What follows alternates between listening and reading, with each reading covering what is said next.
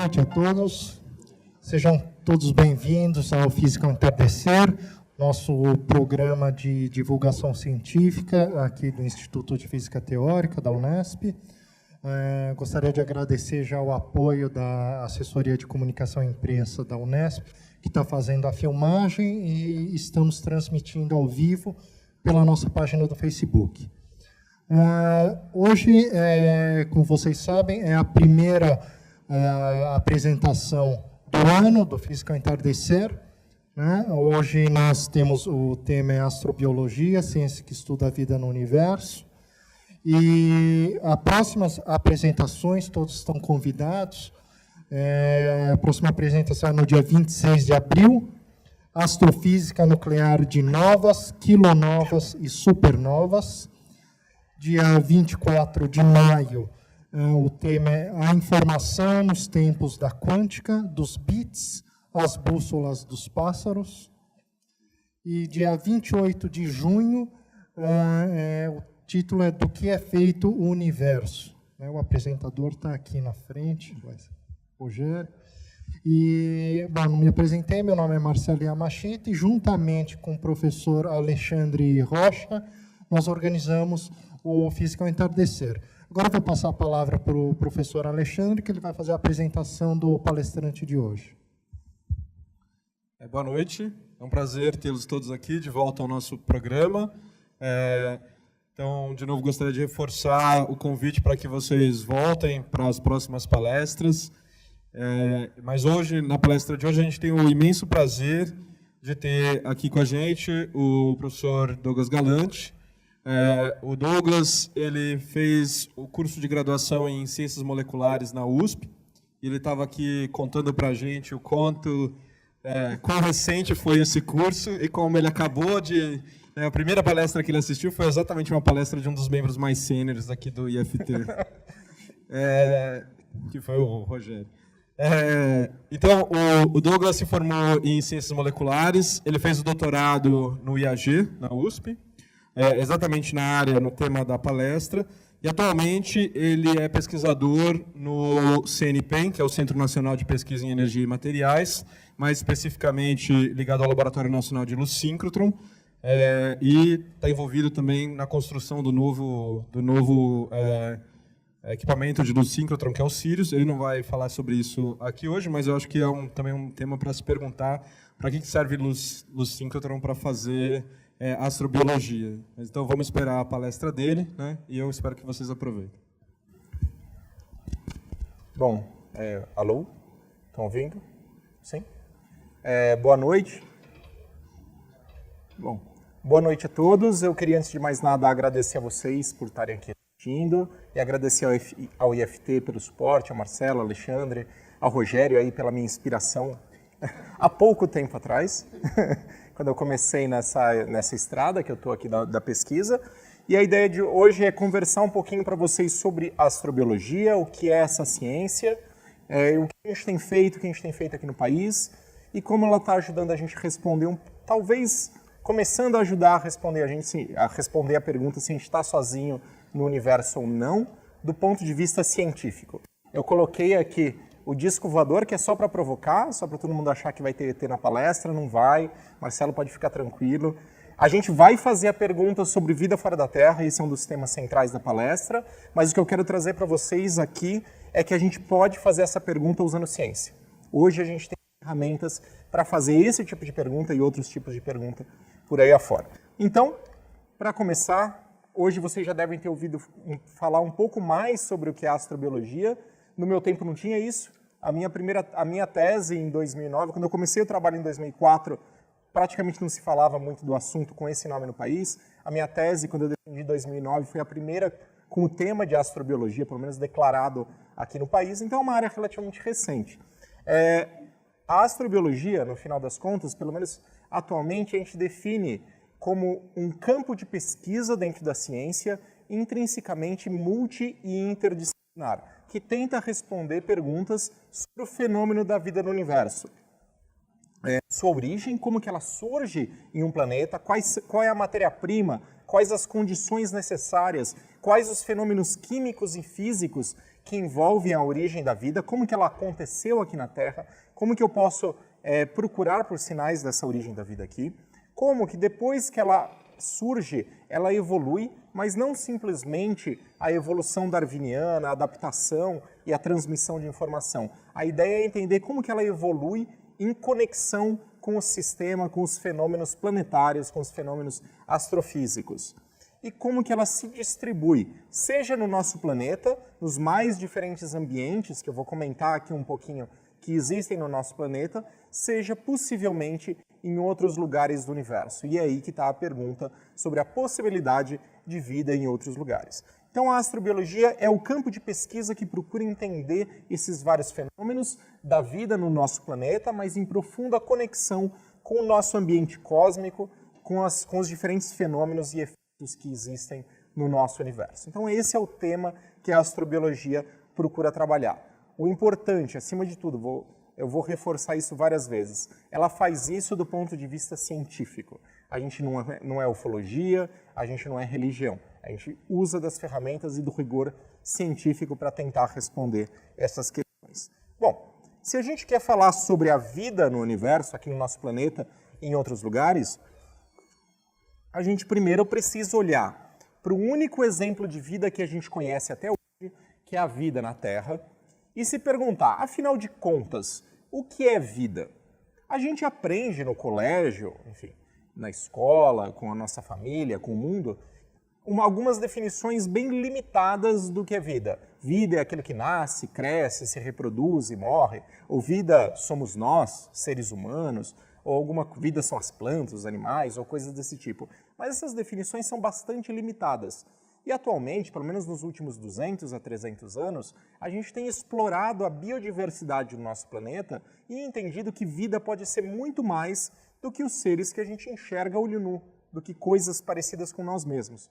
E no nosso planeta existe uma infinidade de formas, tamanhos, cores, soluções metabólicas, soluções de vida adaptadas aos mais diferentes ambientes. Desde as mais pequenas, como das menores, como essas arqueias quadradas metanogênicas que vivem no sal, até coisas gigantescas que viveram no passado, ou alguns organismos que vivem hoje e que são ainda muito estranhos, como eu vou comentar um pouquinho mais dessa salamandra simpática, ornitorrincos e coisas estranhas. Então existe uma diversidade enorme de formas de vida no nosso planeta, que são muito diferentes entre si e que, apesar disso, todas elas compartilham algumas características em comum, que são as características que eu vou usar aqui para tentar chegar perto de uma definição, ou pelo menos de um conjunto mínimo de fatores que a gente pode usar para definir o que é vida.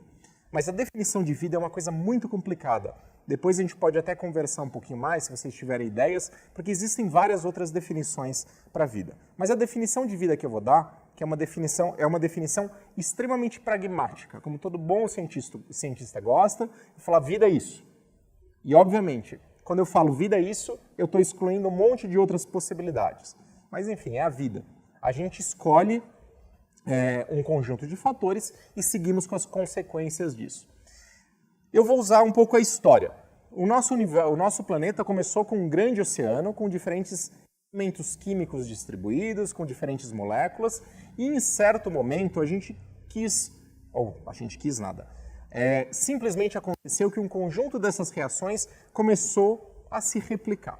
Bom, se eu quero fazer uma reação química, no final, vida é feita de reações químicas. Se eu quero fazer reação química, eu preciso começar restringindo essas moléculas em um determinado recipiente.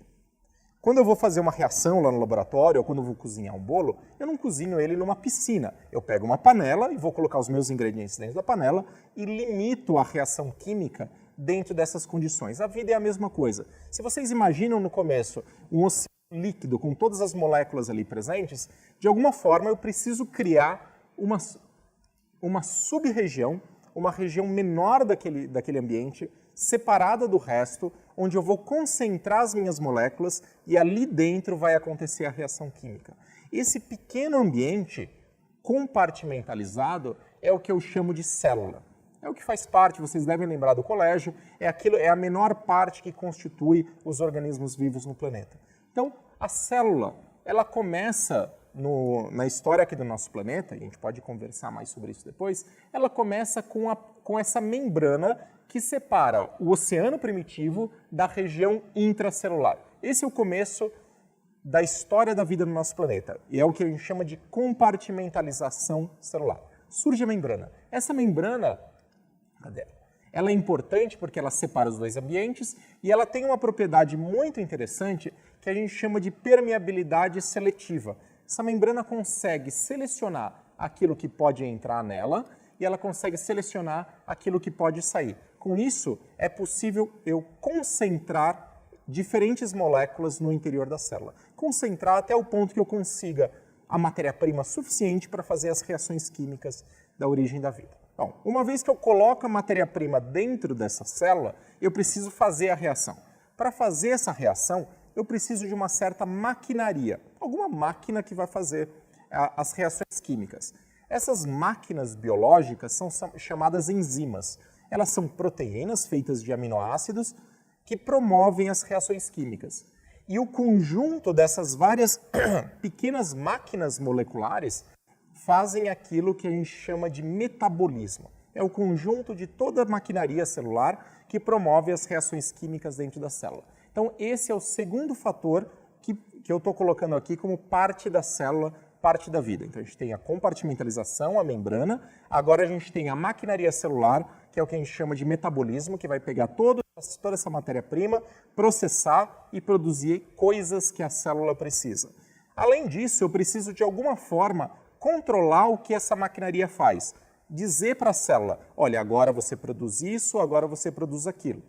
Para isso, eu preciso de um sistema informacional. E nas células, hoje em dia, e muito provavelmente também no passado, esse sistema informacional ele é baseado em uma molécula, é química também, e é o chamado DNA ou RNA. Então é um material genético que tem toda a informação de como fazer essas reações químicas. Ele controla o metabolismo que vai produzir essas moléculas que vão ficar contidas no interior dessa célula. E essa entidade feita desses três componentes, que é autocontida, capaz de ter toda a sua informação, produzir a matéria-prima necessária para a sua manutenção e para a sua reprodução, aquilo que eu chamo de célula, e toda a vida no nosso planeta é feita disso. Ou ela é feita disso, alguns vão provavelmente lembrar, mas e os vírus? Os vírus não são feitos de células, mas os vírus dependem de células para viver, e eles, do ponto de vista evolutivo, muito provavelmente surgiram a partir de células. Então, o que eu quero que vocês lembrem dessa história é, no nosso planeta, quando a gente está falando de vida, a gente está falando de células. Quando a gente pensar em procurar vida em Marte, ou em exoplanetas, ou em outros lugares, a gente vai pensar em procurar ou matéria-prima necessária para uma célula funcionar, ou matéria produzida a partir de células, ou as formas produzidas a partir de células. Tem que ser uma coisa ou outra. Então, a célula definição de vida que eu estou colocando para vocês. Não é uma definição geral, não é uma teoria geral do que é vida. Eu não posso afirmar com certeza que os únicos exemplos de vida são a célula, mas são os únicos exemplos de vida que a gente conhece até hoje e é baseado nesse exemplo que a gente procura por vida em outros lugares. Então, essa é a definição que eu quero deixar para vocês. Mas e agora, se a gente, como bons cientistas, pegamos essas células aqui e a gente quer ir mais a fundo? Afinal de contas, o que são essas moléculas? Do que essas moléculas são feitas? O que eu preciso para construir uma célula como essa? A gente pode fazer isso, a gente tem as ferramentas. Então, se eu pegar aqui o pobre Rogério, já que a gente está falando dele, e eu bater ele no liquidificador e analisar do que as células dele são feitas, a gente vai ver que, basicamente, a gente tem 5 moléculas básicas, os 5 grandes classes de moléculas de que as células são feitas. Todas elas são primariamente feitas de água. E a água é importante porque é o chamado solvente universal. É nesse solvente químico onde acontecem todas as reações químicas do metabolismo celular. A célula, como a gente conhece, ela necessita e ela se baseia em células, em água para fazer suas reações químicas. E isso é importante a gente lembrar quando a gente vê notícias aí nos jornais sobre a descoberta de novos exoplanetas ou mesmo sobre água em Marte. Sempre é estressada aquela condição. Para ter vida, para ser habitável, ele precisa ter água líquida. Por quê? Porque, pelo que a gente conhece, todos os seres vivos do planeta necessitam de água e parece que a água é essencial para o funcionamento da vida, da biologia como a gente conhece. Além da água, a gente tem os ácidos nucleicos, que é o DNA e RNA que eu falei agora há pouco, que são as moléculas base para o sistema informacional da célula. Todos os seres vivos do planeta usam uma ou outra, ou as duas, ou essas duas moléculas. A gente não conhece outros tipos de sistemas informacionais além desse. É um sistema universal até onde a gente conhece. Será que em outros lugares do universo, se existir vida, vai ser um sistema informacional parecido? Talvez. Do ponto de vista de teoria de informação, faz sentido ser uma coisa parecida, mas não necessariamente igual, e muitas pessoas estudam em laboratório sistemas informacionais alternativos. Esse é um tema recente. Além disso, todas as células apresentam aminoácidos, que são a base são os monômeros, ou as moléculas base de construção das proteínas e das enzimas, que fazem parte do metabolismo celular. Também temos os lipídios, que fazem parte da membrana celular, primariamente, então eles são a base da compartimentalização, e carboidratos, que são os açúcares, que são usados para uma série de funções, como armazenamento de energia, e informação celular e muitas outras. Então essas são as moléculas base para a vida. Então veja só, a gente partiu de animais, chegamos nas células, agora a gente está nas moléculas, e se a gente olha do que essas moléculas são feitas, a gente pode ver que eu posso ser simplista e dizer que praticamente todas as moléculas necessárias para a vida são feitas basicamente de 6 átomos: carbono, hidrogênio, nitrogênio, fósforo e enxofre, o tal do CHOMPS. Então, se alguém algum dia perguntar para você do que a vida é feita, você fala CHOMPS. É disso que a vida é feita. Então, são esses átomos que se eu organizo eles da forma adequada, eu construo todas essas moléculas. Claro, a vida usa outros átomos também. Vocês podem lembrar, no sangue tem ferro, ou tem sais.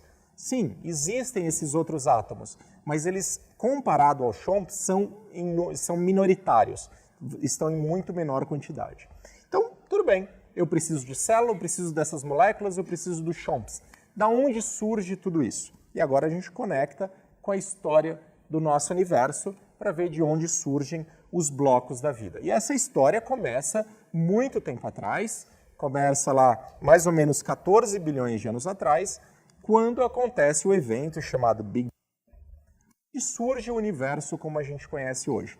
Nesse momento, nesse evento, vocês vão ver mais se vocês vierem nas próximas palestras aqui do programa, vocês vão ver que é o evento onde surge o espaço e o tempo como a gente conhece.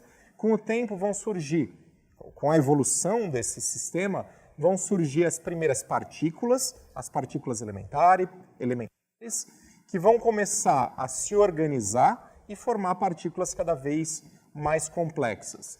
Em dado momento vão formar os nucleons, prótons, nêutrons e elétrons. Esses prótons, nêutrons e elétrons, conforme a temperatura do nosso universo vai diminuindo enquanto ele se expande, eles vão começar a se organizar, formando os núcleos atômicos, e depois esses núcleos atômicos vão aprisionar os elétrons e vão formar o que a gente chama de átomo. Esse processo de formação dos núcleos atômicos dos diferentes elementos químicos, que aconteceu lá no início do universo, é chamado de nucleossíntese primordial. Nesse evento, basicamente, a gente produz hidrogênio e hélio. Os núcleos atômicos mais simples, que têm menor número atômico, são os elementos mais simples, os primeiros lá da nossa tabela periódica. Então, a nucleossíntese primordial construiu esses átomos, e esses átomos vão começar a se espalhar pelo universo, nesse processo de expansão. Mas a expansão ela acontece não de uma forma homogênea. De regiões com uma concentração de massa um pouco maior vão começar a atrair os átomos à sua volta, pela força da gravidade. Então essas regiões vão começar a ficar cada vez mais densas e formar grandes estruturas desses átomos no nosso universo. Essas grandes estruturas, depois elas vão evoluir para formar os aglomerados de galáxias e as galáxias, e no interior dessas grandes estruturas, a gente vai ter os aglomerados mais densos de gás que podem existir. Então, isso aqui é um exemplo de uma foto de uma nebulosa gasosa tirada pelo Hubble. O que vocês estão vendo, com que parece essas estruturas de nuvens, são essas concentrações de átomos um pouco maior. Ainda é uma densidade muito, muito baixa, mas como a gente está muito longe, parece que é escuro. Aqui a gente tem basicamente hidrogênio e hélio e algumas outras moléculas misturadas, e o interessante é que essa nuvem de gás, em algumas regiões, ela continua o processo de colapso pela gravidade. Então a gravidade continua atuando, essa nuvem de gás vai diminuindo, diminuindo, e nesse processo de contração da nuvem de gás, conforme você torna o gás mais denso, você aumenta a pressão dele, ao aumentar a pressão, você vai aumentar a temperatura desse gás, e vai chegar um momento que você vai condensar tanto esse gás, que você vai começar a aquecer ele. E esse é o processo de formação estelar. Isso aqui é um exemplo de o que a gente chama de um disco protoestelar. Então, a nuvem de gás, conforme ela vai se condensando, e se ela estiver girando, ela vai começar a formar um disco. É um processo parecido quando você vai na pizzaria. Quando tem um pizzaiolo, que ele pega o disco, pega a bola de massa e ele roda no dedo, ela forma um disco. A mesma coisa acontece na formação estelar. Essa bola de gás que está contraindo e está rodando, ela começa a se esticar e forma um disco. Na região central, a densidade vai ficar muito grande, você vai aquecer, aquecer, aquecer, até o ponto que você vai ter uma temperatura tão alta e tanta energia que aqueles átomos que estavam isolados vão começar a se chocar, e nesse processo de choque, você pode ter o evento que a gente chama de fusão nuclear. Dois núcleos que estavam separados, os dois núcleos de hidrogênio, ou os dois núcleos de hélio, ou hidrogênio e hélio, podem se fundir e formar um terceiro núcleo. Nesse processo que a gente chama de fusão nuclear, você libera energia. Então, fundir dois núcleos libera energia. Quando você libera energia, essa região central começa a se aquecer ainda mais, até o ponto que ela começa a brilhar por conta própria. Quando ela chega nesse estágio que ela começa a emitir luz gerada pela fusão nuclear, a gente tem uma estrela. Então o nosso Sol, ele brilha pelos mesmos processos. É a fusão nuclear gerada pela força da gravidade que faz, que libera energia, e essa energia aquece o Sol, e esse aquecimento faz com que ele brilhe. Então, o nosso Sol não é nada mais, e outras estrelas, todas essas estrelas que vocês veem no céu, não são nada mais que grandes nuvens, grandes bolas de gás, contidas pela pressão da gravidade, aquecidas pela fusão nuclear, brilhando. Então, o que está acontecendo dentro de uma estrela é o processo de fusão nuclear. Quanto mais quente, quanto mais central, quanto mais para dentro você está na estrela, a pressão é maior. Conforme a pressão é maior, você consegue fundir mais núcleos entre si.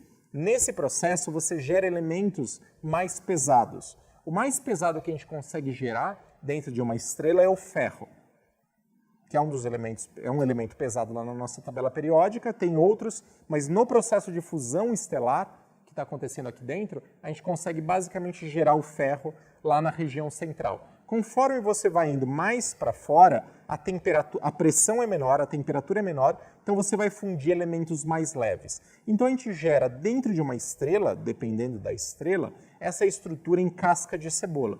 E vocês podem ver que a gente parte da fusão do hidrogênio fora, chega na fusão do ferro dentro. E o que a gente está fazendo com isso?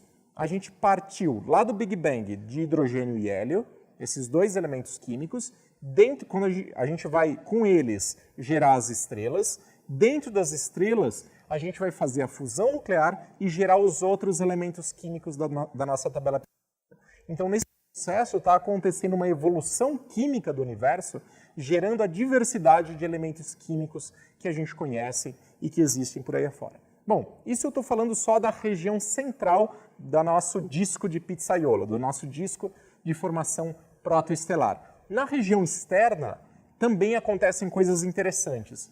Isso daqui é uma imagem feita por um radiotelescópio do ESO, que é o consórcio europeu de telescópios situado aqui no Chile, que fez uma imagem em altíssima resolução espacial de uma dessas regiões de formação estelar, de um disco de formação estelar, onde a gente pode ver na região central a estrela e na região externa, no disco em si, do pizzaiolo, a gente vê essas marcas escuras. Essas marcas escuras, ao que tudo indica, são regiões do disco onde estão se formando planetas. Então, nessa parte externa se formam os planetas. E aqui tem um videozinho que mostra mais ou menos isso. Vamos ver se aparece. Aqui a gente tem a estrela, aqui a gente tem o disco protoplanetário.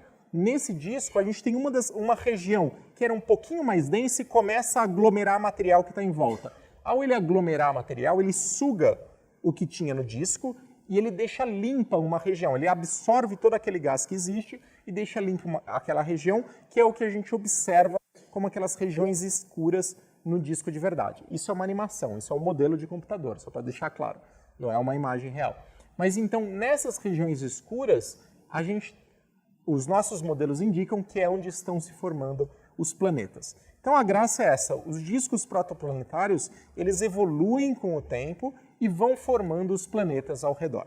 E a evolução desses planetas vai depender do material que está disponível nos discos, no tamanho da estrela que vai ser formada, enfim, em vários fatores. No caso do nosso sistema solar, existia um disco como esse disco evoluiu e formou planetas de diferentes tipos, que a gente vai encontrar, e eu vou comentar um pouquinho dos exoplanetas, que existem por aí afora no universo.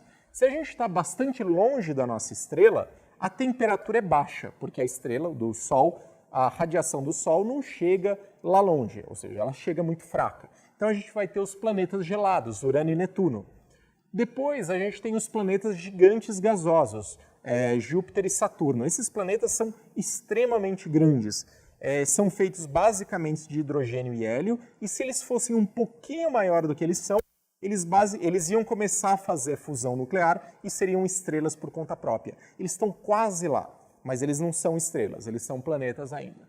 Na região mais interna, a gente tem o que a gente chama dos planetas rochosos. Eles estão perto o suficiente da estrela para que grande parte do gás tenha sido retirado pela própria radiação da estrela, que arrancou o gás que existia em torno deles. Então ficou basicamente o caroço rochoso deles. E esses são os mais interessantes para a gente falar de origem da vida e evolução da vida, porque são eles que têm uma superfície rochosa, como nós, uma crosta.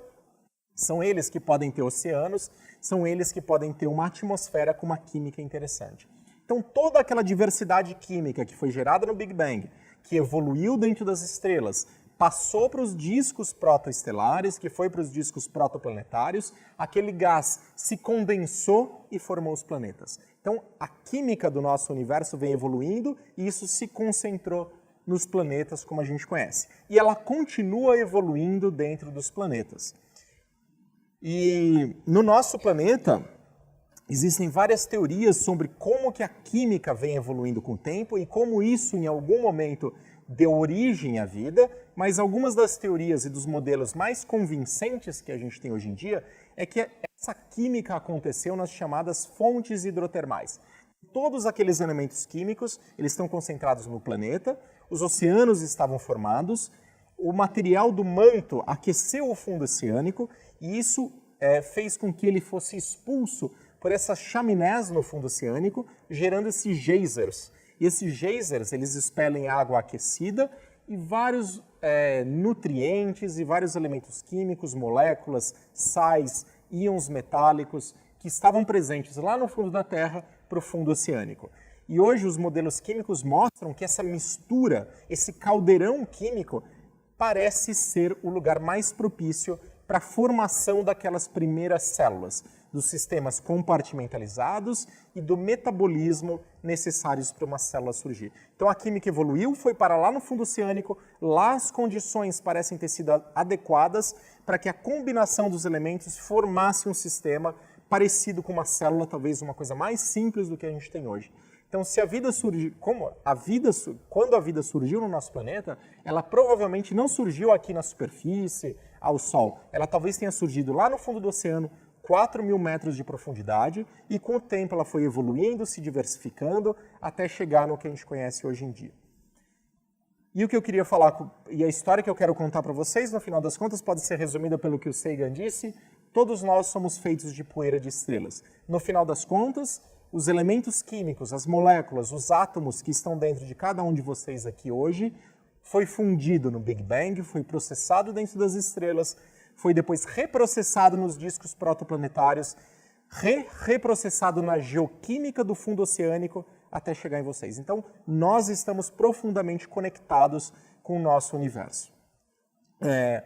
E pensando nessa química e na universalidade das leis físicas do nosso universo, isso corrobora a nossa ideia de que a vida pode surgir em outros lugares. Essa química, essa física, o processo de formação estelar é o mesmo que aconteceu aqui e aconteceu em outros lugares. Por que a química não pode ter se combinado da mesma maneira em outros lugares? Pode ser que tenha acontecido, por isso pode existir vida em outros lugares, por isso a gente diz que vale a pena procurar.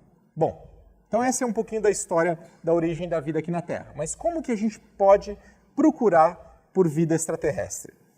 E, de novo, não é ufologia que a gente está falando. A gente está falando de usar o método científico. E essa é a grande diferença. Em ufologia, e é sempre bom a gente reforçar isso, a ufologia normalmente não usa de método científico. Ela faz a pergunta: existe vida fora da Terra? De fato ela faz. Mas ela mistura essa pergunta, que é legítima, com um pouco de crença pessoal. Então, normalmente, quando um ufólogo vai para campo com a sua câmera de vídeo e fica olhando para o céu, procurando por fenômenos estranhos, e ele observa uma luzinha, e agora fazer uma piadinha, normalmente ele faz isso com uma câmera chacoalhando, né? Isso parece que faz parte do pré-requisito para uma boa ufologia. Piadinha. Mas quando ele observa uma luz que ele não sabe qual é a fonte, muitas vezes ele assume: obviamente, por eu não conhecer aquilo, obviamente é um OVNI, é um ser extraterrestre. E desenha seres cinzentos, seres verdes. Então é muito da imaginação. Isso é muito perigoso, isso não é ciência, isso é crença pessoal, pseudociência, qualquer outra coisa que vocês querem chamar. Isso a gente não pode fazer. Mas é importante que a gente traga isso também para o que a gente faz na ciência. Isso aqui eu trouxe, e é bom a gente ter alguma ideia da medida da nossa ignorância. Eu não sou biólogo de formação. Como o Alexandre falou, sou cientista molecular, tive uma formação mais na física, na astronomia. Então, quando eu olho para esse bichinho aqui, eu vejo que isso, obviamente, é um ser extraterrestre ou um ser de Hollywood. Parece, né? Um serzinho bem, um ETzinho hollywoodiano. Mas não é. Isso aqui é uma salamandra chamada oxalote, que é muito estudada pela ciência, e eu achar que é extraterrestre é simplesmente fruto da minha ignorância. Então, o que eu quero deixar para vocês: nem tudo que parece um extraterrestre é um extraterrestre. Na verdade, nada do que vocês acharem que é extraterrestre provavelmente vai ser extraterrestre. Para a gente dizer que é um extraterrestre mesmo, a gente vai precisar de provas muito fortes para isso. No geral, encontrei uma coisa que parece estranha, vamos estudar melhor. Muito provavelmente é simplesmente uma coisa que eu ainda não conheço e alguma coisa aqui terrestre. Então vamos ter conta da medida da nossa ignorância. E o que eu devo procurar, então? Será que eu devo procurar salamandras, homenzinhos verdes? Que tipo de coisa eu devo procurar fora da Terra? Uma coisa que eu falei lá no comecinho, que a gente procura por vida como a gente conhece, pela célula, que é o exemplo de vida que a gente conhece aqui no planeta. Mas que tipo de célula eu devo procurar? De novo, vamos olhar para o exemplo do nosso próprio planeta e para a história que a gente conhece da vida aqui no nosso planeta, que a gente pode acessar pela paleontologia, pelo estudo dos fósseis. Se eu começo a estudar os fósseis no nosso planeta, a gente consegue regredir no tempo encontrando fósseis cada vez mais antigos.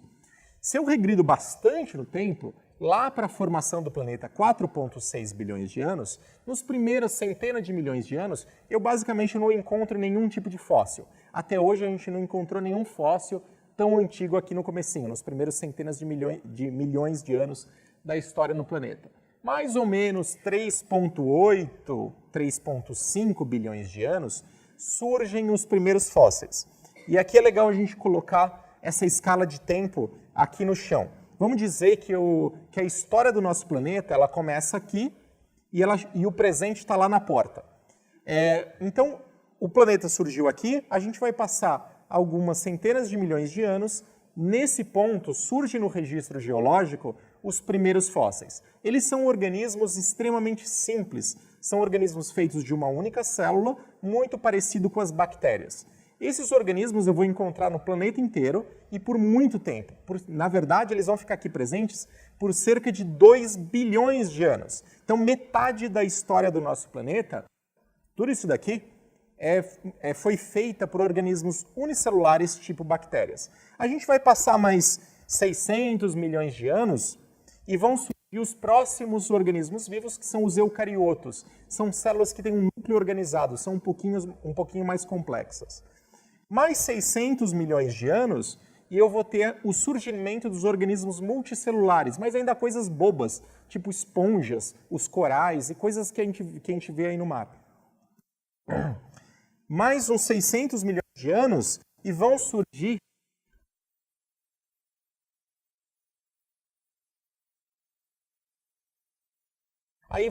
todos os animais verdadeiros, as plantas e todos os organismos que a gente conhece, nos últimos 600 milhões de anos.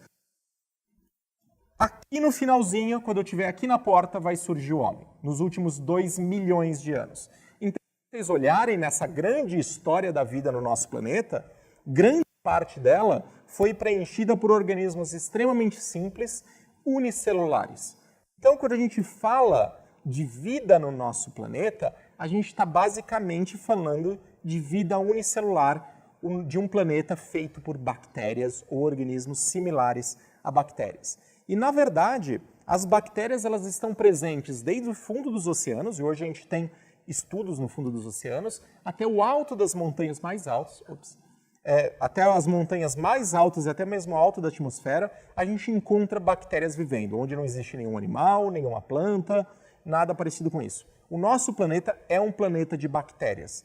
Na verdade, 90% de toda a massa viva do nosso planeta é feita de bactérias. Então, a gente tem que ser um pouquinho mais humilde na nossa posição. Nós não somos os seres dominantes, as bactérias é que são. Então, quando a gente fala de procurar por vida extraterrestre, a gente vai procurar por organismos tipo bactérias, organismos unicelulares como esse. E a área da ciência que estuda esse tipo de organismo, e que tem evoluído muito nos últimos anos, é a área chamada de microbiologia ambiental, que permite a gente estudar esses mais diferentes ambientes. Se distribuem por todos os ambientes que existem no nosso planeta, eles estão adaptados às mais diferentes condições. E os organismos que vivem em ambientes muito extremos, ou seja, alta temperatura, baixa temperatura, grande salinidade, baixa presença de água, grande acidez, baixa acidez, alto pH, ambientes sem oxigênio, sob alta incidência de radiação, como essas bactérias vivem, em alta pressão, como o fundo dos oceanos. Os organismos que vivem nessas condições, e eles existem, são chamados extremófilos. E esses organismos são muito interessantes para a área de astrobiologia, porque o nosso universo é um lugar de extremos. Nem tudo é tão agradável como o que a gente tem aqui na Terra, no ambiente normal, 20, 30 graus, água disponível, etc. e tal. Se a gente vai para Marte, é seco, alta incidência de radiação. Então, o que a gente faz em astrobiologia é ir para esses ambientes extremos, coletar esses seres vivos. Cadê? Não. Bom, eu vou mostrar para vocês. E estudar em laboratório. Bom, eu coloquei, está fora de ordem aqui uma transparência, mas depois eu mostro. Um outro ponto importante. Eu falei que 90% da matéria viva do nosso planeta é feita de bactérias. Mas será que essa matéria viva, em comparação com o tamanho do nosso planeta, é algo significativo? Na verdade, não é muito. Se eu pego o nosso planeta, junto toda a matéria viva que existe, formo uma bolinha com ela e comparo com o tamanho do planeta, coloco do lado do tamanho do planeta, nem dá para ver nesse zoom. Eu tenho que dar um zoom maior e ele ia ser, nesse zoom, mais ou menos do tamanho do spot do laser ali no cantinho.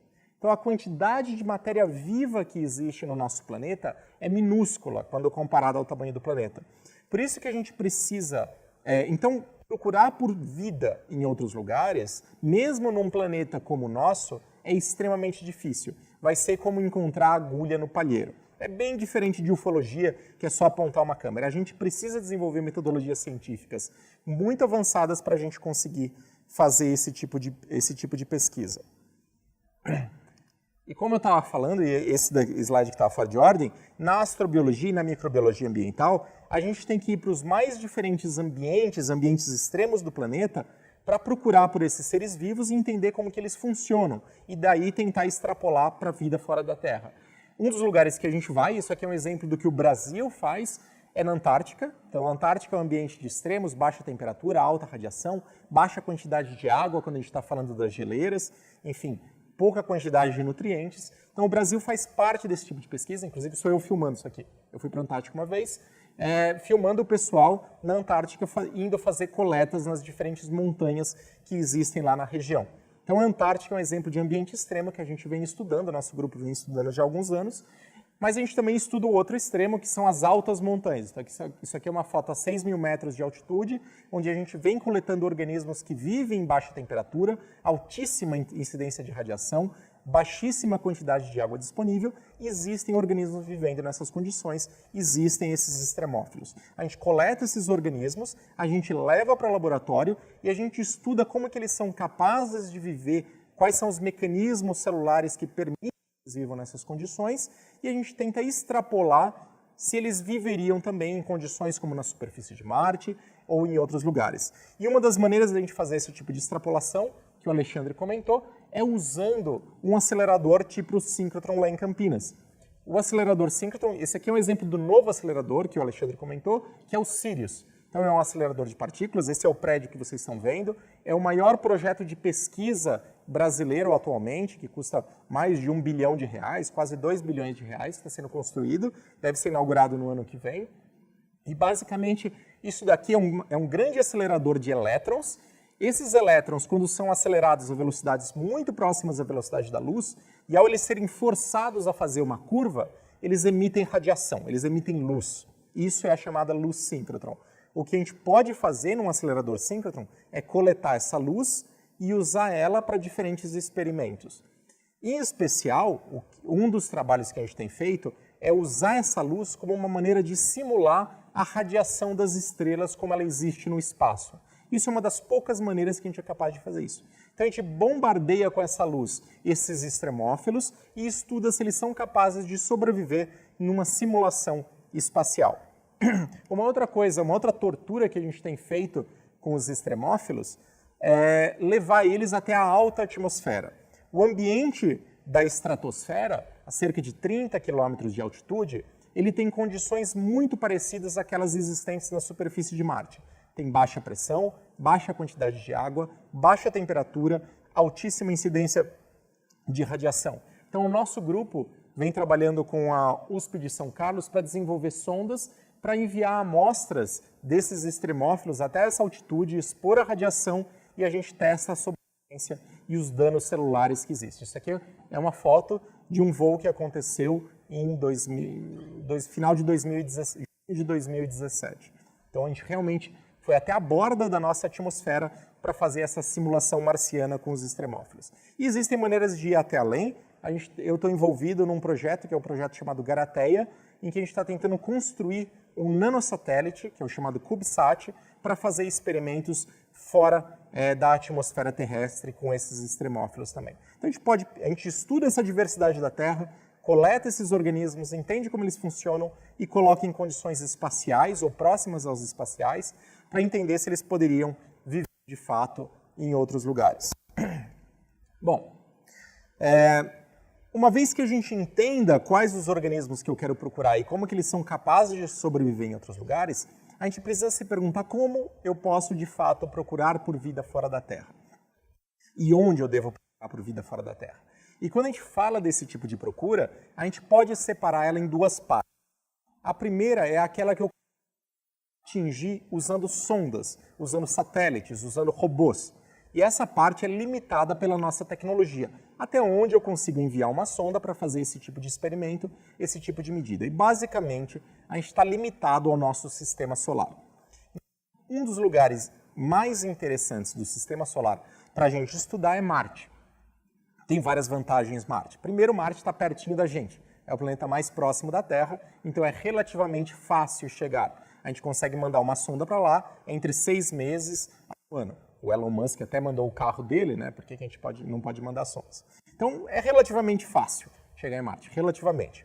Além disso, Marte é interessante. Se vocês olham a superfície de Marte, vocês veem estruturas que parecem canais, oceanos, grandes lagos, crateras.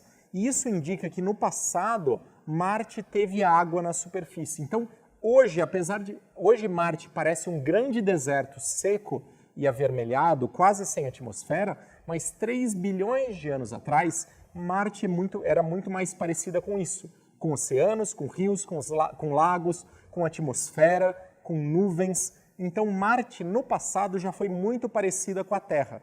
Por isso, a gente acredita que, no passado, Marte teve todas as condições para abrigar vida. Por isso, a gente manda sondas para lá para entender direito quais essas condições e para procurar por sinais de vida antiga.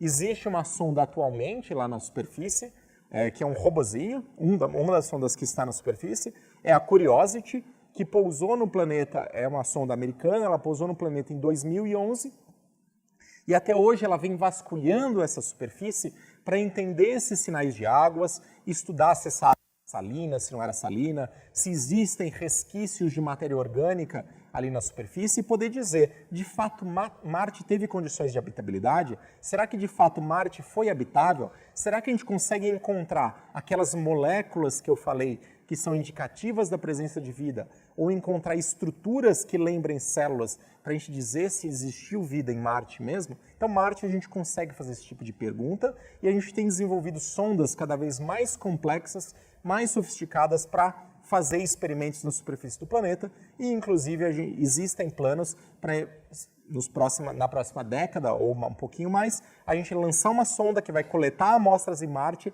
e trazer de volta para a Terra para a gente estudar em laboratório. E existem planos, como o do Elon Musk e de outros, de enviar seres humanos para Marte, o que seria incrível do ponto de vista científico e tecnológico. Bom, isso é Marte. Mas existem vários outros lugares também interessantes no Sistema Solar, além de Marte. Em especial, em torno de Júpiter e Saturno. E eu coloquei essa foto aqui, porque é uma foto, eu não sei se vocês viram, mas é uma fotografia tirada pela sonda Juno, das nuvens de Júpiter, para mostrar como é bonito. Júpiter é maravilhoso, né? Então, eu acho lindo. Só por isso que eu coloquei, não importa. Júpiter não é habitável. Júpiter é um gigante gasoso, com uma gravidade muito alta, não é legal. Não queremos viver em Júpiter, não. Mas em torno de Júpiter existem algumas luas que são muito interessantes. Então são satélites naturais de Júpiter, como a lua chamada Europa, não é o continente, é a lua, que tem uma característica muito interessante. Ele é uma lua que tem uma casca externa feita de gelo e debaixo, no interior, a parte de baixo dessa casca, a gente tem um grande oceano de água líquida. Então esse é um dos poucos lugares do nosso sistema solar, além da Terra, onde existe a presença de água líquida em abundância. Na verdade, hoje a gente sabe que nessas luas geladas de Júpiter e Saturno, existem cerca de 100 vezes a água existente nos oceanos da Terra. Então existe mais água fora da Terra do que na Terra. A gente que se achava privilegiado, dizia que o planeta azul, o planeta água, tem mais água lá fora do que aqui. Por isso existe muito, inclusive meu próprio grupo, que existem condições de habitabilidade nessas luas geladas também. Então, uma coisa interessante, as luas geladas de Júpiter e Saturno, elas estão muito longe do Sol. A radiação solar e o próprio tamanho, a quantidade de material radioativo, não é suficiente para manter elas aquecidas e manter essa água líquida. O que mantém essa água líquida e impede que ela congele completamente é a força da gravidade de Júpiter. Essas luas, conforme elas giram em torno de Júpiter, e elas giram numa órbita que é muito excêntrica, ela é muito achatada, quando elas estão muito perto, elas são comprimidas pelo planeta. Quando elas estão mais longe, elas se esticam. Elas ficam nesse estica e encolhe. Igual uma barra de metal, quando você fica dobrando, ela esquenta. E isso é o que são chamadas forças de marés, e isso faz com que você aqueça o interior da Lua e aqueça a água. Então essa é uma maneira de manter a água líquida no nosso universo, que até pouco tempo atrás a gente não sabia como funcionava. Então as luas Europa, Encélado, Titã, são algumas dessas luas geladas que são interessantes para a gente se perguntar se existe a possibilidade de vida além da Terra no nosso sistema solar. Em 2030 deve ir uma sonda para estudar essa lua. Ela está muito longe, ela vai demorar vários anos para chegar, então é uma coisa que está sendo desenvolvida hoje em dia. Bom, e além do sistema solar? Porque aqui existem esses poucos planetas, vamos ir além e pensar mais. O nosso sistema solar está mais ou menos ali numa imagem gráfica e uma imagem artística da nossa galáxia. Então ele está cerca de 8 quiloparsecs, que é a distância em termos astronômicos do centro galáctico, está num braço da nossa galáxia. E o que a gente tem descoberto nos últimos anos é que, além do nosso sistema solar, existem outros sistemas estelares em torno de outras estrelas, onde existem outros planetas. E isso a gente tem descoberto nas últimas décadas, e a gente tem descoberto milhares de planetas dispersos pela nossa galáxia, girando em torno dessas estrelas. E são esses os chamados exoplanetas que a gente quer entender se tem condições de habitabilidade, ou seja, tem condições de abrigar vida ou não. Como que a gente tem de fato descoberto que existem esses exoplanetas? A gente estava até brincando lá fora com o Rogério que não existem maneiras de a gente enxergar os exoplanetas ainda. A gente não tem um telescópio potente o suficiente para eu olhar para uma estrela e falar, ali está o exoplaneta, eu sei que ele tem nuvens, continentes, ou seja lá o que for. A gente não tem tecnologia para isso ainda. Então a gente usa de algumas técnicas físicas, técnicas astronômicas, para detectar isso. Uma das maneiras é a chamada técnica de velocidade radial. Para explicar para vocês, se você tem uma estrela aqui e um planeta orbitando em volta dela, conforme o planeta gira, não é só a estrela que atrai o planeta e faz com que ele gire. O planeta também atrai um pouco a estrela. Então, quando o planeta gira em torno da estrela, a estrela bamboleia. Ela anda um pouquinho para o lado, que é o que está aqui. Vocês estão vendo a estrela não fica parada, ela gira. Quando ela gira, acontece uma coisa chamada efeito Doppler.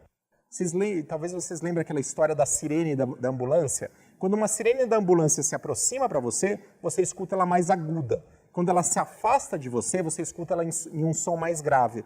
A mesma coisa acontece com a luz. Quando a luz da estrela se aproxima de você, ela fica mais azulada. Quando a estrela se afasta de você, ela fica mais avermelhada. A gente consegue ver isso no espectro de cor da estrela, como que as cores da estrela se comportam. Então a gente efetivamente vê a estrela ficando mais azul e um pouco mais avermelhada.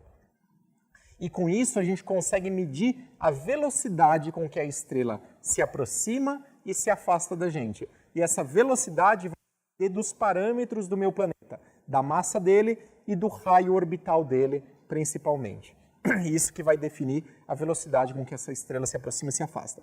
Para vocês terem uma ideia da precisão com que a gente consegue medir essa velocidade, que é parecido com um radar de velocidade da polícia.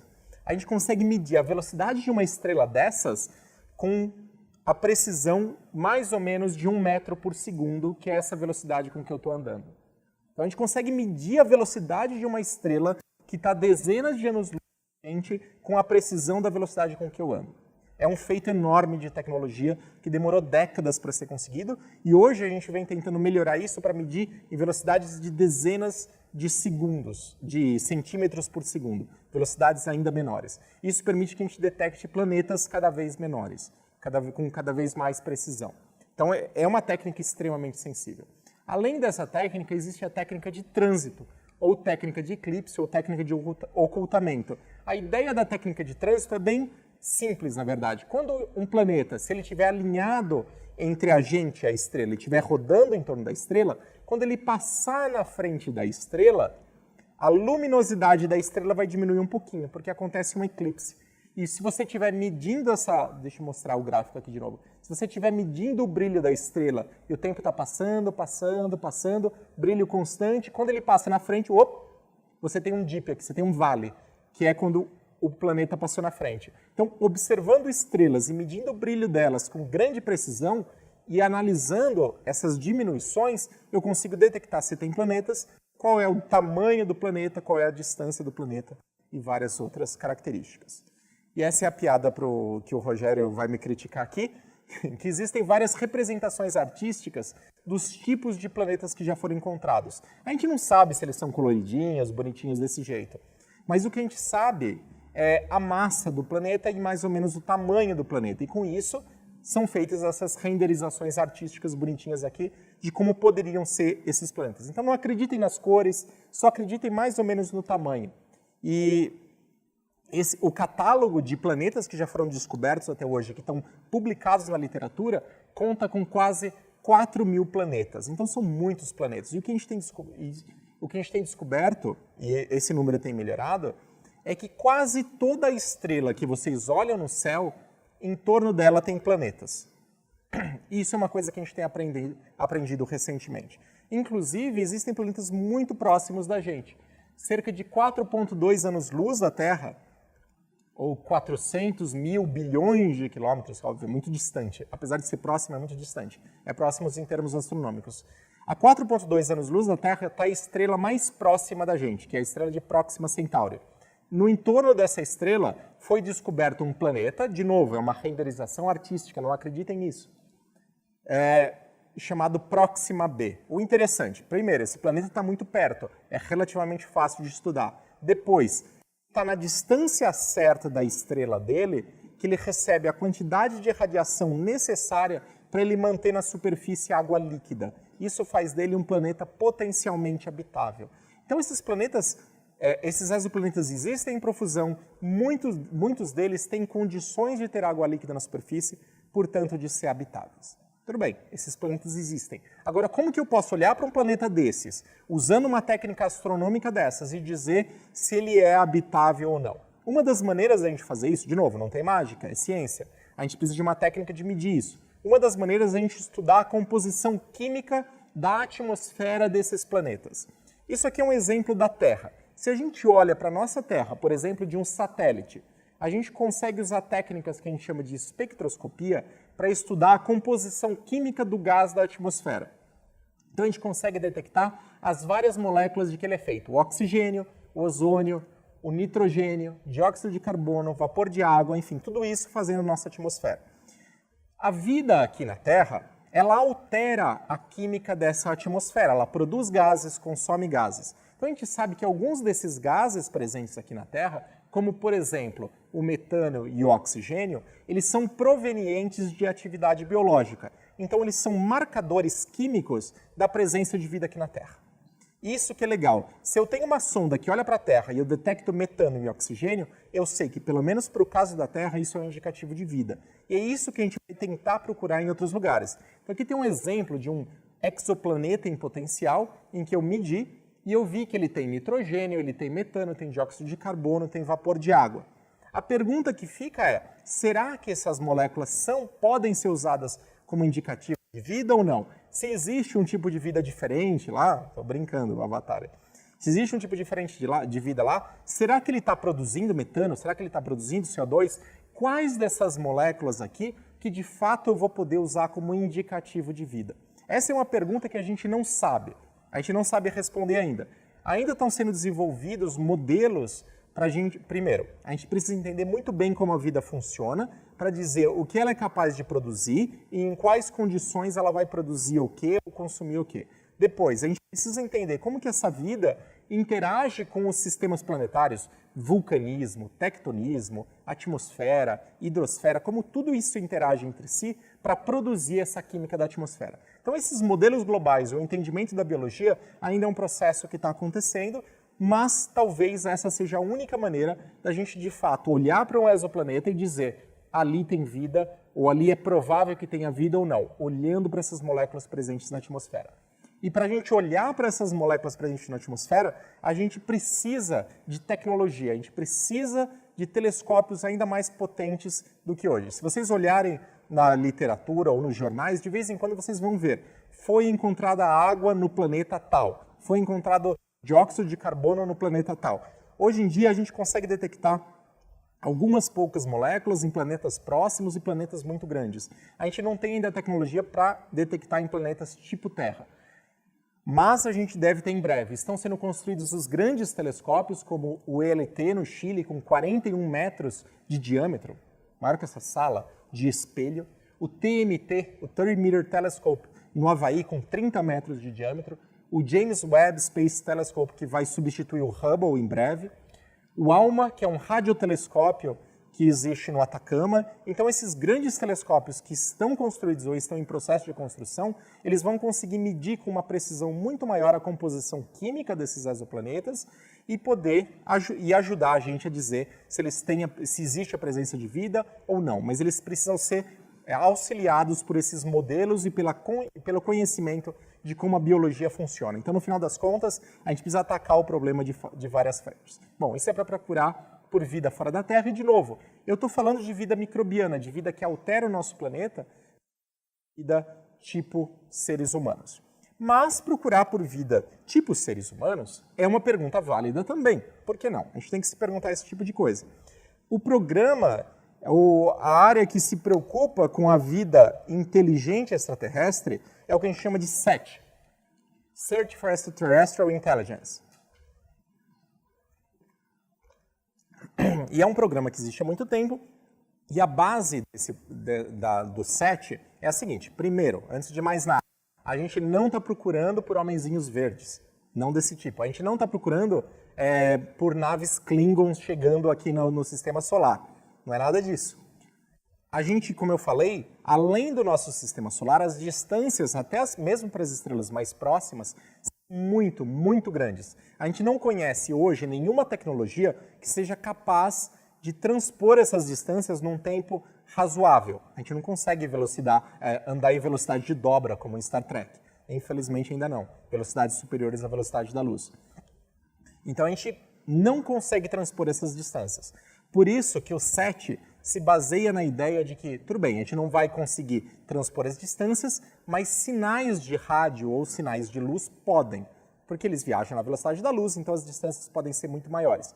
Então o SETI se baseia em procurar por sinais de rádio que estejam vindo de civilizações inteligentes extraterrestres. E vocês talvez tenham visto o filme ou lido o livro Contato, do Carl Sagan. Se vocês não leram ou não viram, por favor, vejam. Especialmente leiam o livro. O livro é muito melhor que o filme, óbvio. E esse aqui é o VLA, que é onde que aparece lá no comecinho, o Very Large Array, que é um radiotelescópio nos Estados Unidos, que aparece no comecinho do filme, quando enfim, a personagem está escutando os sinais de rádio do espaço e ela escuta um sinal ritmado que teria vindo de fora, e daí passa toda a história de como aquele sinal codifica uma mensagem. Então, essa pergunta é válida, mas é uma pergunta muito difícil de se responder. Será que esses sinais são prováveis de acontecerem? O Francis Drake, um astrônomo americano, na década de 60, para tentar mostrar que valia a pena perder tempo escutando sinais de rádio vindo do espaço, ele propôs uma continha que ele fez lá atrás do envelope, que tentava calcular o número de civilizações comunicantes que existem na nossa galáxia. E é essa equação aqui, a chamada equação de Drake. Essa equação de Drake é uma equação bastante simples, são vários fatores multiplicados, e esses fatores são a taxa de formação de estelar, quantas estrelas se formam por ano, a fração dessas estrelas formadas que tem planetas, o número de planetas que cada estrela tem, a fração desses planetas formados que tem vida, ou onde a vida surge, a fração desses planetas com vida que tem vida inteligente, a fração de vida inteligente que é vida comunicante, ou vida com tecnologia, multiplicado pelo tempo que essa civilização sobrevive.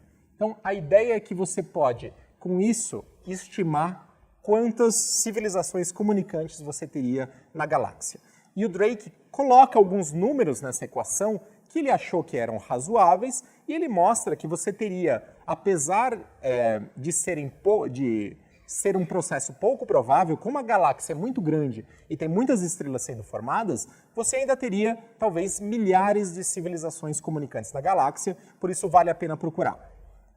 Tem que tomar cuidado com essa conta. Essa conta, como eu falei, o Drake colocou números que ele acreditava, ou seja, que ele achava que pareciam razoáveis.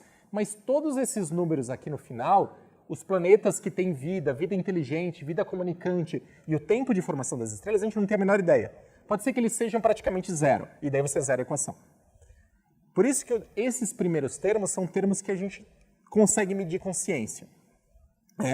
Por isso que o próprio Drake disse, não leve muito, ele falou, não é para levar a sério essa equação, essa equação ela serve, acima de tudo, para medir o nível da nossa ignorância. A gente precisa usar de ciência para tentar calcular cada um desses fatores e não para dizer com certeza qual é. O fato é, vida inteligente, comunicante com tecnologia extraterrestre, alguma tecnologia parecida com a nossa, ela deve ser muito mais provável do que vida bacteriana. Daí tem duas coisas que a gente tem que pesar. Só que ela vai ser mais fácil de detectar. Se eu encontrar uma civilização explodindo bombas atômicas, como a gente faz, vai ser fácil de detectar. Mas ela é pouco provável. Se tiver planetas cheios de bactéria, vai ser difícil detectar. No final das coisas, as coisas podem se balancear. Por isso, muita gente acha que vale a pena, sim, continuar os programas de busca de vida inteligente extraterrestre, inclusive o Stephen Hawking, que morreu ontem, vocês devem ter visto. Ele era, no final da vida dele, um apoiador dos programas de vida inteligente extraterrestre, inclusive ele financiou programas de vida inteligente, de busca de vida inteligente extraterrestre. Então, um grande físico acreditava que é uma área da ciência que vale a pena se perguntar como pergunta científica. Bom, eu estou falando demais, eu acho que eu vou parar por aqui. Eu só queria, se vocês ficarem interessados, o nosso grupo publicou um livrinho que está gratuito na internet sobre astrobiologia do ponto de vista científico. Então vocês podem baixar aqui no site livro.astrobiobrasil.org. Se vocês não gostarem, me mandem um e-mail, podem xingar à vontade. Vai ser ótimo aprender um pouquinho com vocês. Obrigado, pessoal. E acho que se quiserem fazer perguntas... Oi? Claro. Estou aí à disposição para perguntas, gente. Obrigado.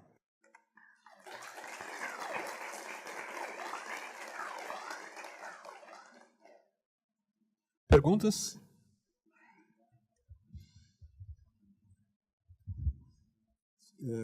Se um planeta tem uma condição parecida com a nossa, ou seja, atmosfera de oxigênio, enfim, similar, é possível que as pessoas ou os seres que tem lá fossem fisicamente parecidos com a gente, ou isso não dá para...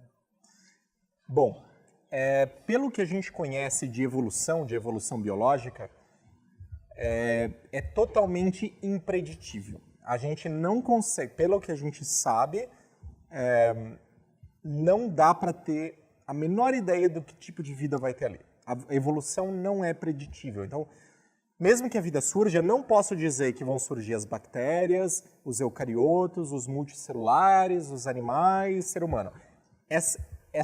Não existe uma linearidade e esse processo ele não é reprodutível. É a história que aconteceu a vida aqui na Terra, mas se for para outro lugar, mesmo que as condições parecidas, a vida pode tomar outros rumos e formar outras coisas. Pode ser que ela fique bacteriana para sempre. Então não dá para dizer a priori. A única coisa que dá para dizer é que talvez as soluções biológicas, a forma de lidar com o ambiente, o tipo de metabolismo, o tipo de solvente que ela vai usar, o tipo de química que ela vai usar vai ser parecido. Mas se vai resultar num ser tipo um ser humano, a gente não pode dizer. A ciência não tem como dizer isso. A gente nunca pode ver. O ser humano não é o ápice da evolução e nem é o resultado final da evolução. Aqui na Terra ele aconteceu. Ele é o que existe hoje. Mas mesmo assim, a gente não é ápice da evolução. A gente é simplesmente mais um dos seres vivos que existe aqui no planeta. Tão evoluído como qualquer bactéria que está por aí. Mais uma pergunta?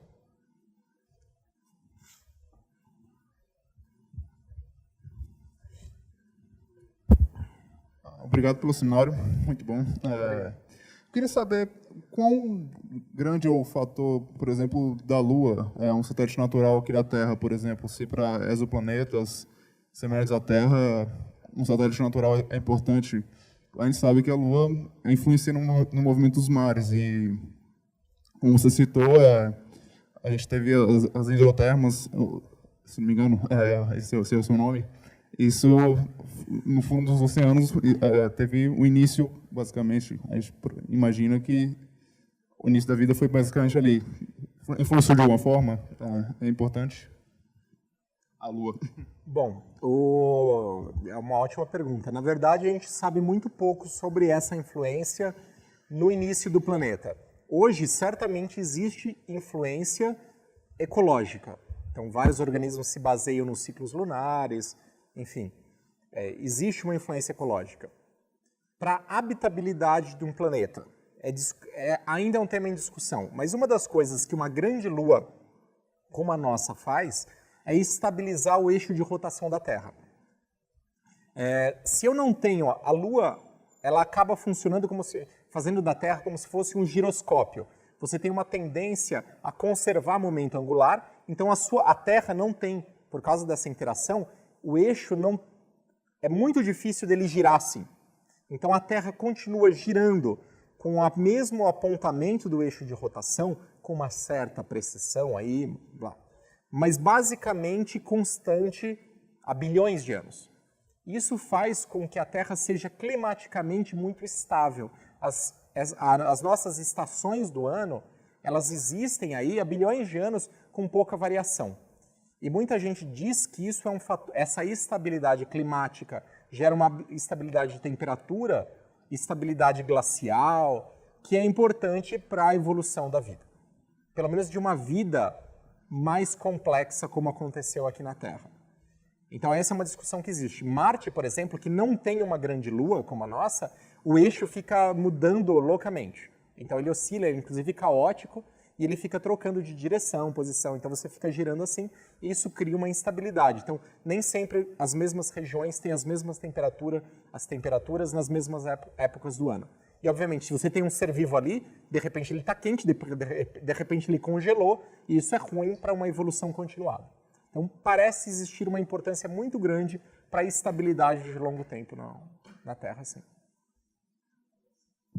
Esses exoplanetas que você citou, que você analisa pela precessão do astro em torno do qual ela gira, para esses exoplanetas você não consegue fazer análise da atmosfera, né? Você estava se referindo aos planetas conhecidos do Sistema Solar. Não. Ou mesmo um planeta que você só detecta pela precessão. Essa é a graça. Da estrela, você consegue fazer uma análise? Você não consegue nem ver o planeta? Essa é a graça. Essa é a parte difícil. Aqui no Sistema Solar é relativamente fácil. Inclusive, em Marte, a gente tem sistemas na órbita de Marte coletando gás e medindo a composição. Então é fácil. Mais ou menos. Mas desses exoplanetas, a gente consegue medir a composição química por essas técnicas espectroscópicas. Ver um exoplaneta quer dizer que eu consigo, que eu tenho uma resolução espacial, ou seja, eu tenho uma resolução na imagem para definir o que tem ali dentro. Mas mesmo sem ter essa resolução espacial, uma coisa que a gente consegue fazer é o seguinte, a gente usa a técnica de eclipse. Quando o planeta passa entre a estrela e o observador, a luz da estrela atravessa a atmosfera dele. Muito pouco, mas atravessa. E o que a gente consegue medir aqui é a mudança na intensidade da luz conforme ele atravessa. Igual aquela diminuição da intensidade, com um equipamento que é chamado espectrógrafo, eu consigo medir como as diferentes componentes, as diferentes cores da luz mudam ao atravessar. E essas diferentes componentes dependem da composição da atmosfera. Então a gente consegue medir, mas a precisão para isso tem que ser 1 milhão de vezes melhor do que eu consigo medir a própria estrela. Então é muito, muito, muito difícil medir, mas hoje é possível. Só que a gente não consegue medir de planetas muito pequenininhos. Tem que ser um planeta grande, um planeta com uma atmosfera muito grande. Então a gente consegue medir isso do que a gente chama de hot Jupiters. São Júpiteres, planetas do tamanho de Júpiter, extremamente quentes, que têm a atmosfera inflada. Isso cria uma região em volta dele muito grande, então mais luz atravessa, e daí a gente consegue. Então a gente tem conseguido detectar água, dióxido de carbono, nitrogênio. Tem que estar no plano. É só uma fração pequena dos planetas que estão... Você não mede. Talvez você meça a luz refletida. Não é mais difícil, mas é possível também. Então dá para medir. Mas você precisa ter um sistema extremamente sensível e a gente só consegue fazer essas medidas na região do infravermelho do espectro. Se na região do visível a luz da estrela é muito brilhante. Sim. Sobre a busca de vida inteligente, ETs. Considerando que tem um período de evolução dessa vida e a distância que estão esses planetas, isso também não diminuiria muito assim a possibilidade, porque a gente está na verdade, captando um sinal que demorou muito tempo para chegar? Sim. A resposta é sim. Para a gente conseguir detectar... Enfim. A gente está partindo do pressuposto que uma civilização tem um certo tempo de duração. E isso a gente conhece. Civilizações, se a gente olha para a nossa história, as civilizações tecnológicas do passado tiveram uma duração, depois outra coisa suplantou aquilo. Pode ser que daqui a algum tempo no futuro a gente tenha uma civilização, sei lá, que decida voltar para as florestas e não tenha mais sinais de rádio.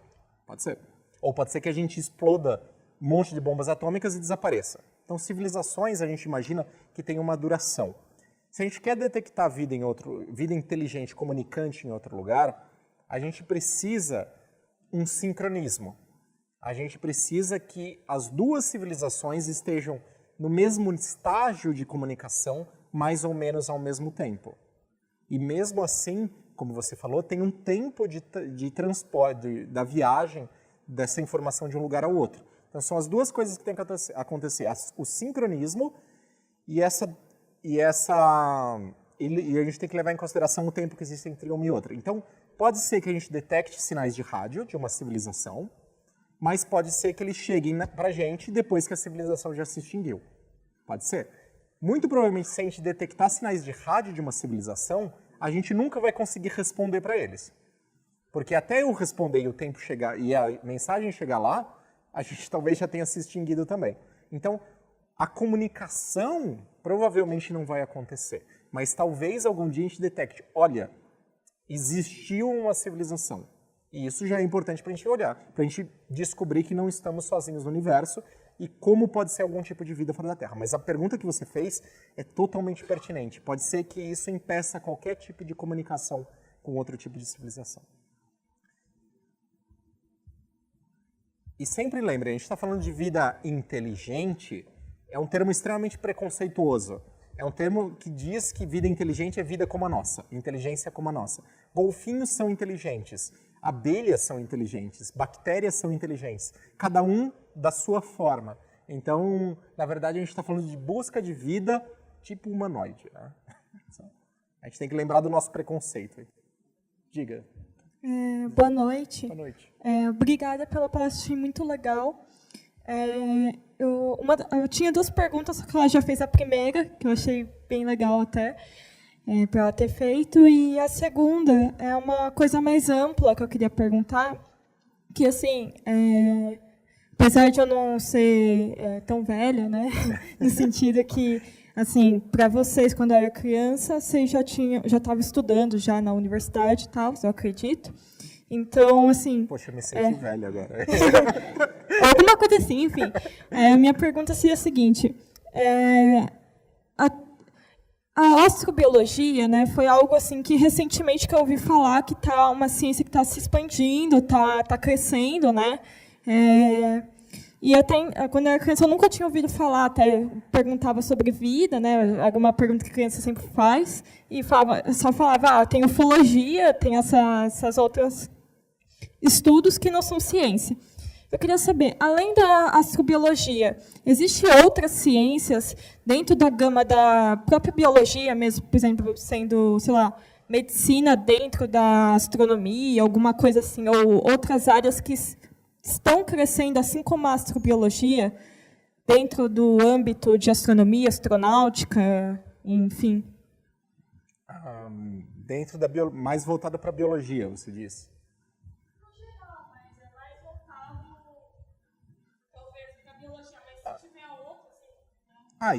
Tem muitas. A astrobiologia, como eu falei, ela não é uma disciplina científica por si só, ela é um campo de pesquisa. Então a gente tem astrônomos, a gente tem geólogos, a gente tem biólogos, físicos, que trabalham juntos para tentar responder essas perguntas. Então muitas vezes a gente coloca, por exemplo, os astrônomos que trabalham exoplanetas dentro da astrobiologia. Mas é só um nome que a gente dá, uma maneira de organizar as coisas. Eles ainda são astrônomos. Então não se atenha demais ao nome. Por exemplo, uma das áreas que tem crescido muito é a astronomia de exoplanetas, ou a parte de ciências planetárias com as informações que a gente tem coletado dos planetas no sistema solar. Na parte de biologia, hoje a gente tem uma retomada da discussão sobre a exploração humana do espaço, mandar astronautas. Então existe uma área dentro da biologia ou da medicina que é a medicina espacial, que é entender como que os seres vivos se comportam no ambiente espacial. Existe a parte, falando de novo em explorações espaciais, existe a biotecnologia. Se a gente pensa em fazer missões missões tripuladas de longa duração, por exemplo, para visitar Marte ou luas do Sistema Solar, a gente vai precisar produzir matéria-prima no próprio espaço. Por exemplo, a gente vai precisar produzir alimento, a gente vai precisar reciclar o lixo, reciclar a atmosfera, produzir matéria-prima para construções, plásticos. Hoje tem muita gente trabalhando com biotecnologia, usando micro-organismos para fazer várias dessas atividades. Então, produzir oxigênio, absorver CO2, nitrogênio, produzir bioplásticos, enfim, fazer várias dessas atividades. Então, tem toda uma área da biotecnologia surgindo também da parte de exploração espacial. Não sei, estou lembrando dessas agora, mas tem várias coisas que estão surgindo. Felizmente, a gente está vivendo, pelo menos para mim, eu acho interessante, um novo boom da exploração espacial, né? Um renascimento da exploração espacial. Então, a gente vai ver muitas dessas áreas ressurgindo ou tomando força de novo. Eu tenho uma pergunta. O senhor citou as luas, a Lua Europa. Até que ponto a luz visível e a intensidade dessa luz visível influencia na vida? Por exemplo, imagino que você tem que ter atividade ótica para poder fazer moléculas mais complexas, essas coisas, principalmente usando carbono, então. Lua, vida em Europa. Na Europa. Porque a luz visível chega lá? Chegar chega, mas muito pouco. Quando a gente fala... Primeiro, a gente não sabe se existe vida em Europa. Então, se existir vida em Europa, ela provavelmente não está na superfície. Eu nem cheguei a comentar aqui, mas o modelo mais aceito da estrutura da crosta gelada de Europa é você ter cerca de 10 quilômetros de gelo. 10 quilômetros, é muito gelo. É mais profundo do que as calotas polares aqui da Terra. E depois um oceano de cerca de 100 quilômetros de profundidade. Então, e acima dessa superfície, você praticamente não tem atmosfera nenhuma. É espaço profundo, vácuo. Então, primeiro, chega pouquíssima quantidade de luz na superfície porque ela está muito longe. Depois, é muito seco, praticamente não tem atmosfera, é extremamente frio. A superfície do gelo não é habitável. Onde a gente acha que é habitável é na profundidade, nesse oceano. Nesse oceano não tem luz chegando, porque ela é toda barrada pelo gelo ou pela própria água na profundidade. Então, se existe vida em Europa, ela é alimentada não pela fotossíntese, mas pelo que a gente chama de quimiossíntese. São os elementos químicos que estão ali presentes, que são usados para a produção de energia química e energia celular. Isso existe aqui na Terra, por exemplo, naquelas fontes hidrotermais. Lá as bactérias usam principalmente ferro e enxofre para produzir elas. Então aqui na Terra existem exemplos de organismos vivos que não dependem da luz solar e que usam a energia química do planeta para sobreviver. Então muito provavelmente lá em Europa acontece a mesma coisa. Inclusive meu grupo, um aluno meu trabalhou com essa parte de quimiossíntese em Europa, propondo que regiões com concentração alta de elementos radioativos na Lua poderiam alterar a química do ambiente e essa alteração da química poderia ser usada para fornecer energia para os organismos vivos. Então a radiação seria uma fonte de energia.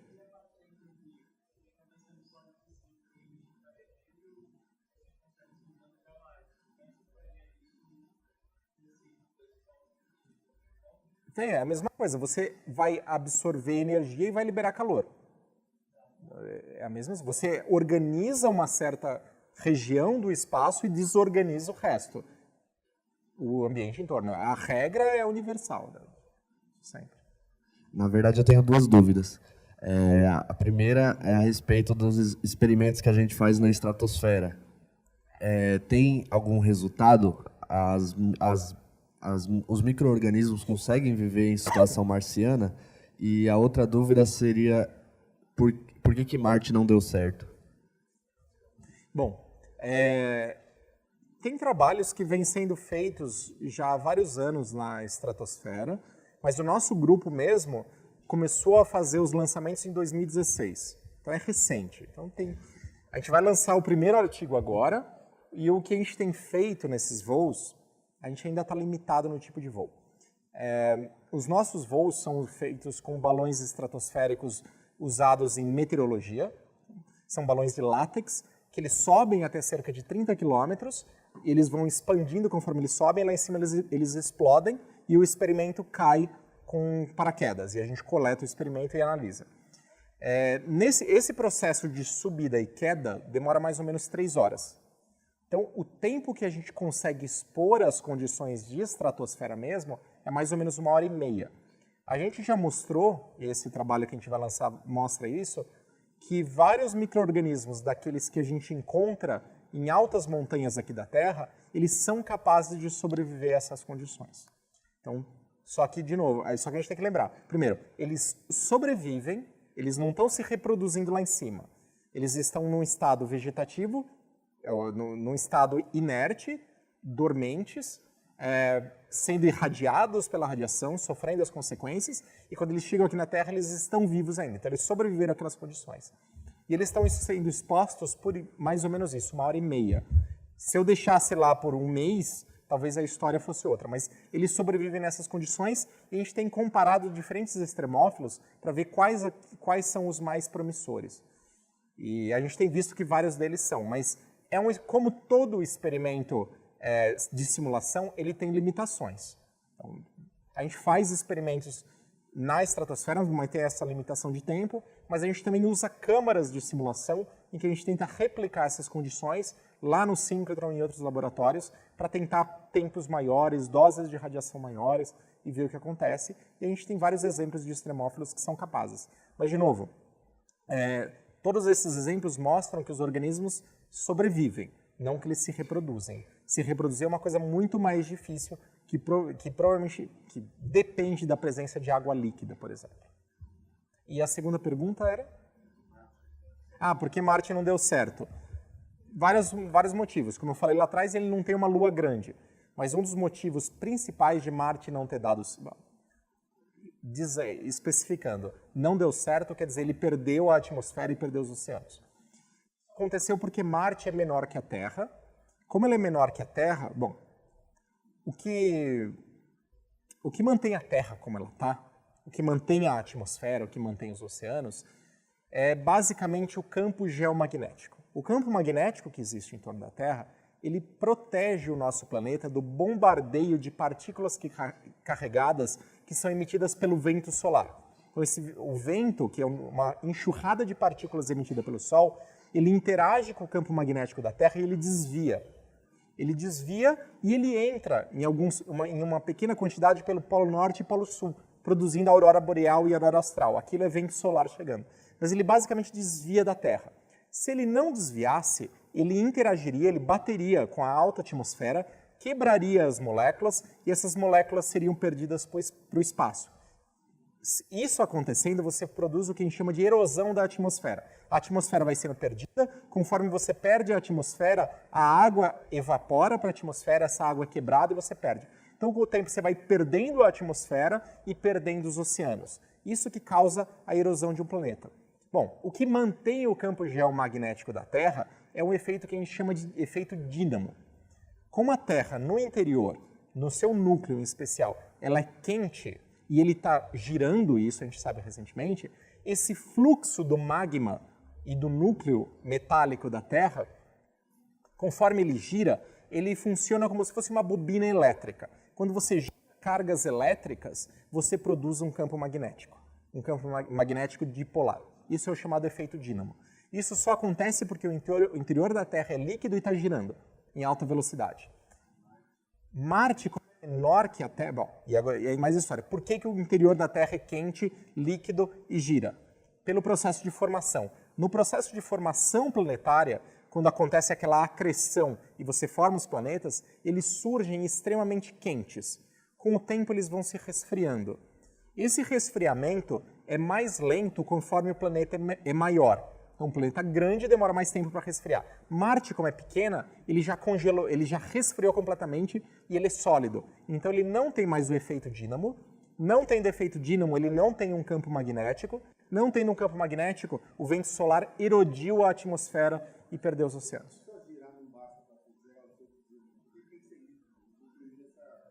Você precisa ter cargas elétricas livres. Se você tiver neutro, não. Pode ter, mas não tem, porque ele se neutralizou. A própria alta temperatura mantém as cargas separadas. Então, você precisa ter alta temperatura, você precisa formar quase que um plasma ali dentro. Então, você precisa ter alta temperatura para separar cargas e você ter o movimento.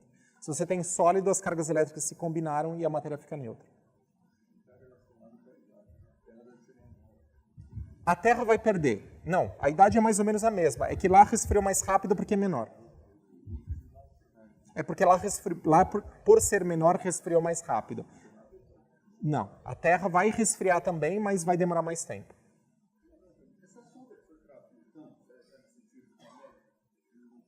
Sim, a New Horizons lá, New Horizons. Tem água? Só...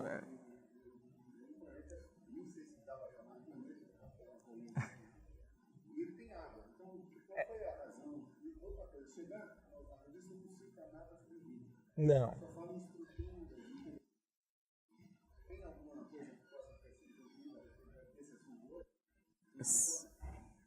A gente sabe que tem água, mas é muito frio e a água deve estar toda sólida. Mas é tudo que a gente pode dizer. Essa água ela é de origem primordial, ou seja, ela foi formada, ela foi condensada lá no processo de formação do sistema solar. Naquela nuvem, ela ficou e está congelada. E o que a gente tem visto é que mesmo extremamente longe, a superfície do planeta ela se move com o tempo. Então você tem deslocamento dessas massas de gelo. Então isso foi importante para a área de ciências planetárias para a gente entender como esses planetas funcionam. Mas é muito frio, está muito longe, não tem radiação. Hoje a gente não enxerga nenhum processo que poderia manter vida numa condição como essas. E ele é muito pequeno para ter fenômenos de radiação que manteriam quente também. Boa noite. Eu sou estudante de medicina e tenho um interesse gigantesco na astronomia. E você comentou um pouco sobre a medicina aeroespacial. E eu gostaria de saber um pouquinho mais como funciona a medicina aeroespacial, em que campo eu posso trabalhar, se aqui no Brasil existe. Ela é uma área que está crescendo. Gostaria de saber um pouquinho, se possível. Bom, aqui no Brasil existe muito pouco. Obviamente, a gente não tem, o programa espacial brasileiro ele é incipiente. A gente tem poucas verbas para fazer exploração espacial, seja programas tripulados ou não tripulados. Os não tripulados, lançamento de satélites, ainda existe alguma verba. Para fazer voos tripulados, existe verba praticamente nula. Então, não existe, até onde eu saiba, não existem planos a curto, médio prazo de lançar nenhum astronauta brasileiro. Por conta disso, por não ter esse incentivo, não existe um programa de pesquisa sério ou grande em medicina espacial, assim tão declarado. Mas existem algumas pessoas que se interessam pelo tema sim. Existe uma professora, que, depois se quiser você pode pegar meu contato e eu posso te passar. Mas existe uma pesquisadora que é a Thaís Russomano, que ela é da PUC do Rio Grande do Sul, está passando agora um tempo na Inglaterra, mas ela é uma das pessoas que é a referência em medicina espacial no Brasil. Ela estuda os efeitos da microgravidade em células de mamífero. Inclusive, ela foi uma das manobras para fazer ressuscitação cardiovascular no espaço, tem o nome dela. Porque não é tão trivial fazer massagem cardíaca no espaço, você tem que travar a pessoa, foi ela que inventou. Inclusive, então tem pessoas assim. Tem um colega aqui de São Paulo, Marcelo Mímica, que trabalha, que tem interesse em estudar a resistência de micro-organismos a antibióticos em condições de microgravidade, porque isso muda também. Tem várias bactérias que mudam o fenótipo dela quando você vai para o espaço. Escherichia coli, por exemplo, ela se torna muito mais virulenta no espaço do que ela é aqui. Isso é importante para a medicina espacial, porque a gente tem essas bactérias dentro de nós, aqui elas são inofensivas. Imagina, você vai para o espaço e de repente você tem uma doença mais grave. Então, existem pessoas como essas que estão interessadas em partes, em temas relacionados à medicina espacial, e se você quiser eu posso te colocar em contato. Tá bom?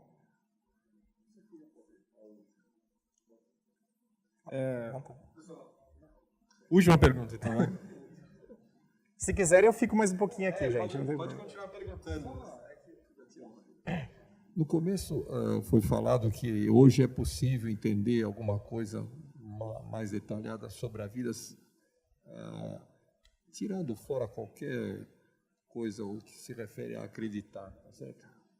O que na verdade se tem de concreto hoje, assim, independente de eu acredito nisso ou naquilo, o que nós temos em paralelo a isso hoje, um conhecimento real, positivo,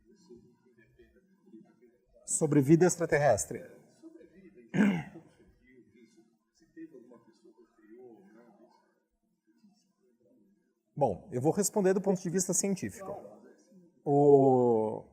Sobre vida extraterrestre, a gente não tem até hoje nenhum indício de que exista vida extraterrestre. A gente nunca encontrou nada em Marte, em Europa, em comunicações extraterrestres que digam que existe vida. A gente ainda não encontrou. A gente continua achando, pelo que a gente aprendeu sobre vida nos ambientes extremos da Terra, que é muito provável que exista, mas a gente continua procurando. Talvez ela esteja simplesmente mais longe, talvez a gente ainda não tenha tecnologia. Mas sobre vida extraterrestre é isso. Nunca encontramos nada. Sobre a origem da vida, tema controverso, mas é uma coisa que tem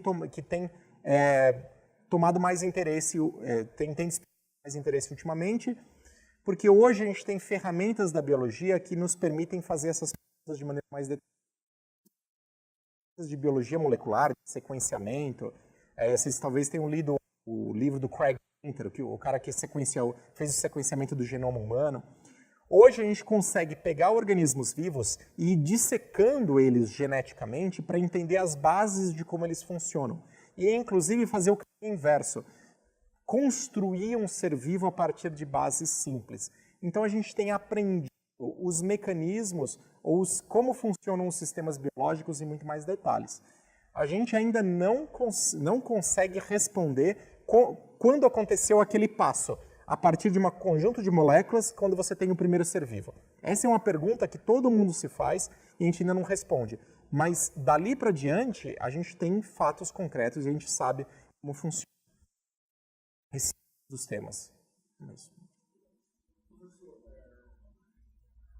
questão que surge bem especulativa, mas penso que não leve a mal, portanto. Imagina. Observo que há uma restrição no estudo aí da astrobiologia, no sentido de que você trabalha no domínio do chon, né? Aquele conjunto de átomos, carbono, oxigênio, nitrogênio, etc. É possível sair fora desse domínio e considerar, digamos, que a vida existe com algo diferente de chon? Tipo, não carbônica, por exemplo? Tem a história do silício, né? É sempre possível se perguntar coisas, né? O chomps é o que a gente conhece. A vida, como a gente conhece, funciona assim. Mas, de tempos, existem pesquisadores que se perguntam sobre a possibilidade de vida baseada numa bioquímica alternativa, ou seja, outras moléculas. O carbono, primeiro, a gente pode fazer essa pergunta de várias partes. Por exemplo, a água. Todos os organismos vivos da Terra precisam de água para sobreviver. Existem alguns pesquisadores que se perguntam, será que eu poderia ter um outro solvente? Um polar, ou levemente polar, enfim.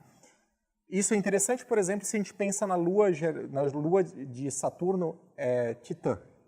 Essa lua é uma lua gelada, que tem na sua superfície oceanos de etano e metano líquidos. Então são moléculas orgânicas, apolares, mas que formam oceanos, que tem chuva de metano, tem rios de metano. E a gente se pergunta, será que poderia existir algum ser vivo vivendo nessas condições?